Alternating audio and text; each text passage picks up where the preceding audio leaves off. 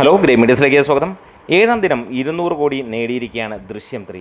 അതിവേഗ 100 കോടിയിലേക്ക് ഈ സിനിമ എത്തുമ്പോൾ ഇത് മൂന്നാമത്തെ 100 കോടിയാണ് മോഹൻലാലിൻ്റെ പേരിലുള്ളത്. അതെ, മലയാള ബോക്സ് ഓഫീസിനെ ഞെട്ടിച്ചിരിക്കുന്നു മാത്രമല്ല വാനോളം ഉയർത്തിപ്പിടിച്ചിരിക്കുന്നു മോഹൻലാൽ എന്ന് തന്നെ പറയാം. ഈ റെക്കോർഡൊക്കെ തീർക്കാൻ ആരെങ്കിലും ഉണ്ടോടാ എന്ന് ചോദിച്ചാൽ ഇല്ല എന്നുള്ളതാണ് ഉത്തരം.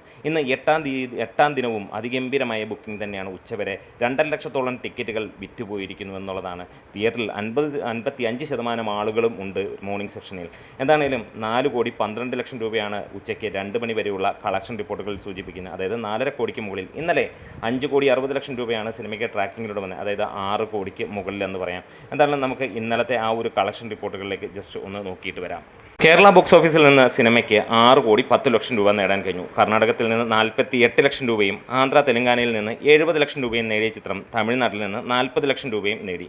റെസ്റ്റ് ഓഫ് ഇന്ത്യയിൽ നിന്ന് 22 ലക്ഷം രൂപ നേടിയപ്പോൾ ആകെ മൊത്തം ഇന്ത്യ ടോട്ടലായി വന്നത് 7 കോടി 90 ലക്ഷം രൂപയാണ്.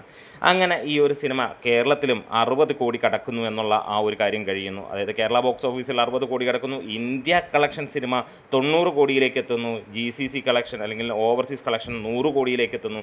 ഇതിനിടയിൽ 200 കോടിയും തൂക്കി സിനിമ പുതിയ ഉയരങ്ങളിലേക്ക് എത്തുകയാണ്. ആകെ 200 കോടി 3 ഏക നടൻ അത് മോഹൻലാലാണ് മലയാള ബോക്സ് ഓഫീസിൽ നിന്ന് നമുക്ക് എല്ലാവർക്കും അറിയാം. അതിന് പ്രത്യേകിച്ച് ഇനി ഡെക്കറേഷൻ്റെ കാര്യങ്ങളൊന്നുമില്ല, കാരണം അത് വേറെ ആർക്കും ഇല്ല എന്നുള്ളത് തന്നെയാണ്. ഇന്ന് പുതിയ റിലീസുകളുണ്ടായിട്ടും ഈ ഒരു സിനിമ അതിഗംഭീരമായി കാളി കത്തുന്നു എന്ന് പറയാം.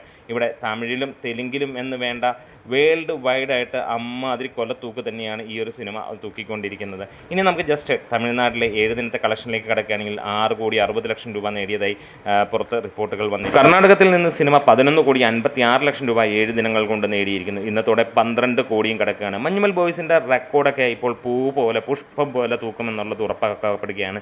ഈ വരുന്ന വാരത്തോടെ സിനിമ 275 കോടിക്ക് മുകളിലേക്ക് എത്തും. ഇനി വരുന്ന ദിവസങ്ങളിൽ അത് 300 കോടിയും കടന്ന് 500 കോടിയിലേക്ക് എത്തട്ടെ എന്ന് ആശംസിക്കുകയാണ്. അതെ, മലയാളത്തിൻ്റെ അതുല്യ നടൻ അതിഗംഭീരനായ ബോക്സ് ഓഫീസ് രാജാവ് മോഹൻലാലിൻ്റെ ഈ ഒരു ചിത്രം കണ്ടിട്ടില്ലെങ്കിൽ തീർച്ചയായും ഒന്ന് കാണാം.